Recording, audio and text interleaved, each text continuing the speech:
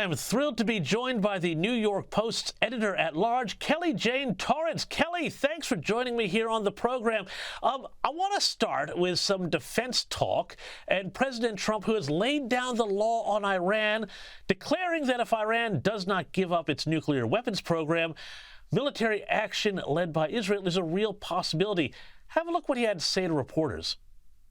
But with Iran, if it requires military, we're going to have military. Israel will obviously be very much involved in that. He'll be the leader of that.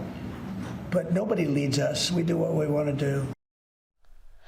Kelly, tell me, what do you make of this? Has Trump finally let Israel off the lead to allow them to take out Iran's nuclear program, pardon me? And is there going to be any concerns, if America is involved in this, that America might be getting dragged back into the Middle East, which is something that he pretty much ran on a promise not to do?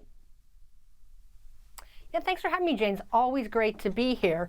And yes, it was quite a moment because Israel, as we know, has just been itching to destroy Iran's nuclear facilities. And they've had some targeted strikes over time, but they have held back. And really, it's the United States that is the big entity holding Israel back. So Israel would love to take out Iran's nuke program. And honestly, who in the world besides Russia wouldn't want to see that happen?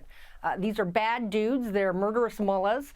They really should not have nukes. They literally write death to Satan, death to Israel, America being the big Satan, Israel being the little Satan, on bombs that they test. So they're not making any bones about what this is for, although they still try to claim the nuclear part of their weapons program is just for civil purposes, even though there's plenty of evidence from years, decades now, that they're, of course, planning weapons. So Israel would love to take them out. We'd all love to see them taken out.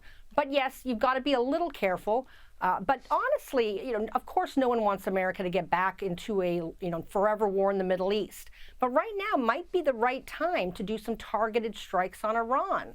They are weakened, very much weakened.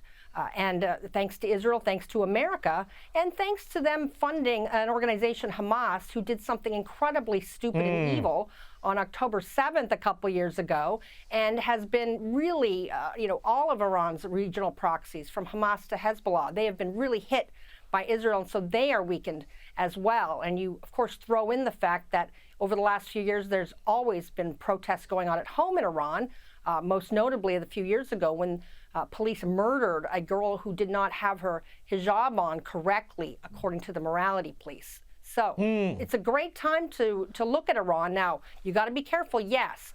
But I think what Donald Trump is doing, of course, is sending a message to Iran before Steve Witkoff goes and talks to, we expect, the Iranian foreign minister this Saturday in Oman.